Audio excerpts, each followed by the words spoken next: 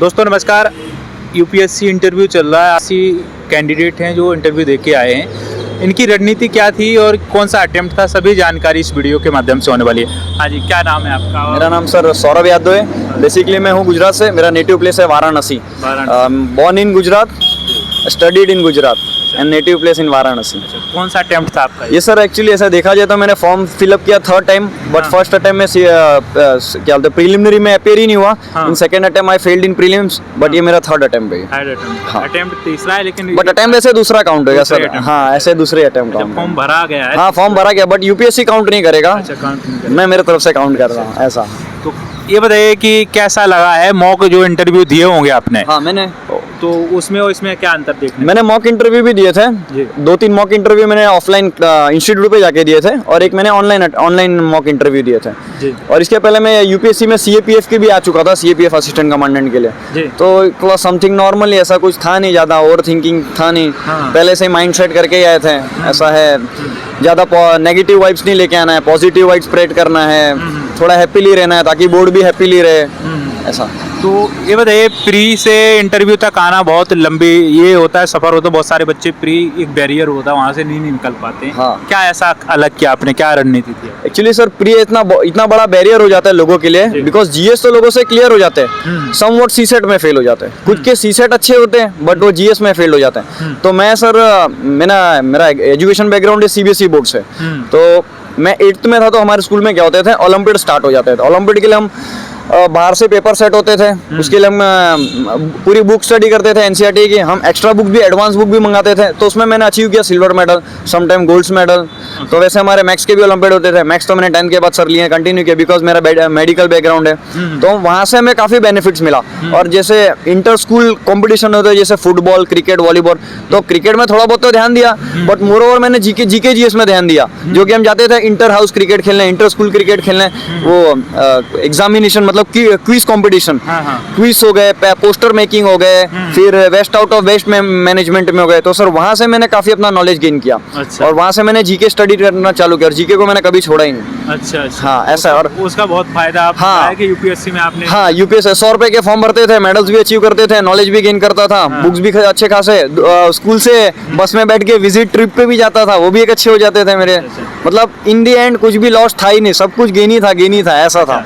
Mains के लिए answer writing कब से स्टार्ट कर देनी चाहिए और आपने कब से की थी? देखो सर, आंसर राइटिंग सबसे बड़ा मेन होता है जब आप कॉलेज लाइफ में जाए ना। लोग कॉलेज लाइफ में चले जाते हैं तो आंसर राइटिंग टोटली खत्म हो जाती है, आंसर राइटिंग ना बराबर हो जाती है। मैं बिकॉज सर मेडिकली फील्ड से था तो मेरी जो आंसर राइटिंग थी वो उस टाइम पे से कंटिन्यू चल रही थी और मैं डायरी एंट्री लिखता था।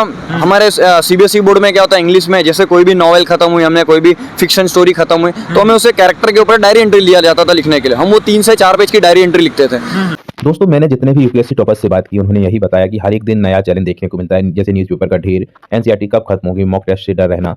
तब यही समझ में आया कि सिर्फ मेहनत से ही नहीं, सही रणनीति और सेल्फ इवैल्यूएशन से ही सफलता मिलती है। और इसीलिए मैं आपको टेक्स्ट बुक पासलाइट रिकमेंड करता हूं, जो कि आपकी तैयारी में 4 चांद लगा देगा। मैं मानता हूं कि सही रिसोर्स और अप्रोच ढूंढने में टाइम लगता है, पर आपको ये सब स्ट्रगल करने की जरूरत नहीं है। टेक्स्ट बुक पासलाइट आपकी प्रिपरेशन को एकदम सही डायरेक्शन देगा, प्रीलिम्स से लेकर मेंस तक हर एक स्टेप पर गाइड करेगा। पासलाइट यूपीएससी फीचर्स में 300 प्लस टेस्ट मिलेंगे, जो कि प्री के हर सब्जेक्ट थ्रू प्रैक्टिस रहेगी। 170 प्लस पीवाईक्यू रहेंगे, जो 2011 से 24 तक डेली करंट अफेयर्स रहेगा। मेंस आंसर राइटिंग होगी। यदि आप हमारा कूपन कोड यूज करते हैं तो आपको पूरा 10% तक का डिस्काउंट मिल जाएगा, जो कि डिस्क्रिप्शन में लिंक रहेगी, एनरोल करें। और हाँ, आप पहला मॉक टेस्ट कब देने वाले हैं कमेंट में जरूर बताइएगा। तो वहाँ से मेरी डायरी एंट्री में राइटिंग कंटिन्यू होते गई। फिर जीके जीएस, फिर पेपर से भी मैंने कंटिन्यू किए, थॉट्स भी लिखता था, स्टोरीज भी लिखती थी, बुक्स भी लिखता था। और पहले से सर मैं ट्रैवलर हूँ। From sir I have explored from Gujarat to Arunachal Pradesh, यामिंग, from Jammu Kashmir to Kanyakumari. 28 state sir मैंने टोटल एक्सप्लोर कर चुके हैं। यूनियन टेरिटरी भी एक्सप्लोर कर चुके हैं। और सर स्पिरिचुअल में मैंने 12 ज्योतिर्लिंग दर्शन किए, इंडिया के मेन 4 धाम दर्शन किए, उत्तराखंड के 4 धाम दर्शन किए। ऐसा सर कोई टेम्पल है जो मैंने नहीं छोड़ा। अभी सर हरिद्वार में स्नान करके आ रहा हूँ। यहाँ से सर महाकुंभ जाऊंगा, फिर मेरे नेटिव प्लेस वाराणसी जाऊंगा। अच्छा अच्छा, ऐसा है। तो मेंस के लिए आपने कितने समय से तैयारी की थी? मैं सर 2021 से, मैं जब मेरी कॉलेज लाइफ में था तब से मैंने मेंस की स्टार्टिंग कर दी प्रिपरेशन। हाँ, काफ़ी जर्नी काफ़ी टफ थी। मेरे फादर फार्मास्यूटिकल कंपनी में जॉब करते थे।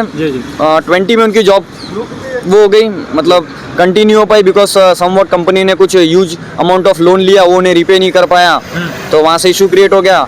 मैं pharmaceutical B pharm and M pharm करने वाला था, आइदर BHMS, बट मैंने मेडिकल लेबोरेटरी टेक्नोलॉजी से मेरी, और मैंने ऑप्शनल सब्जेक्ट लिया मेडिकल्स। अच्छा Okay. अच्छा, आपका मेडिकल है ऑप्शनल? मेरा मेडिकल ऑप्शनल सब्जेक्ट। अच्छा अच्छा अच्छा, बोर्ड कौन सा था? Human anatomy and physiology. हमारे बोर्ड में सर एक IPS से CBI है। अच्छा और सर मैं बिफोर अपियर होने के इंटरव्यू वीक के पहले लास्ट 2 ईयर से मैं IPS IAS IRS के कांटेक्ट में हूँ, बिकॉज मैं खुद वाइल्ड लाइफ रेस्क्यूअर और एक वाटर रेस्क्यूअर हूँ। तो मेरे यहाँ पे जो भी रेस्क्यू को कॉल आते हैं तो IPS और IAS सुपरिटेंडेंट ऑफ पुलिस हो गए, फिर SSP हो गए, सीनियर सुपरिटेंडेंट, तो वो मुझे रेस्क्यू के लिए बुलाते थे, तो वहाँ से मैं उनके साथ काफ़ी अच्छे कांटेक्ट में था।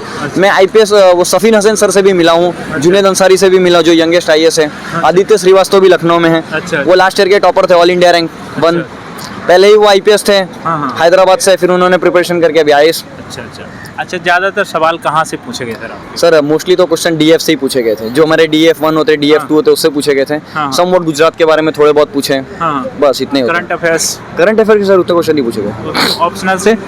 ऑप्शनल से मेडिकल से पूछे गए, क्या सर ने तो ऐसा बोला कि आप मेडिकल से बिलोंग करते हो, आजकल लोग मेडिकल में करियर बना रहे हैं, लोग काफ़ी शांत रहना चाहते हैं, तुम्हें ये सब लाइफ क्यों चाहिए, ऐसा करके। तो मतलब सर मैंने सर माउंटेनरिंग फील्ड में भी सर माउंटेनरिंग क्लाइंबिंग किया। मैंने लास्ट जो हाइट गेन की वो 24,000 फीट की है लेह लद्दाख में।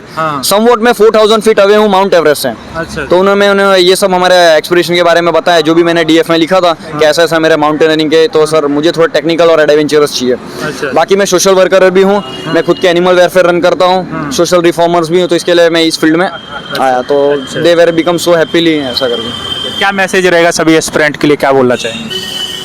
एस्पिरेंट तो सर ये रहेगा, माइंड सेट करके आना पड़ेगा, पॉजिटिव वाइब्स रखना पड़ेगा, और DF पे थोड़ा ध्यान दे ऐसा करके।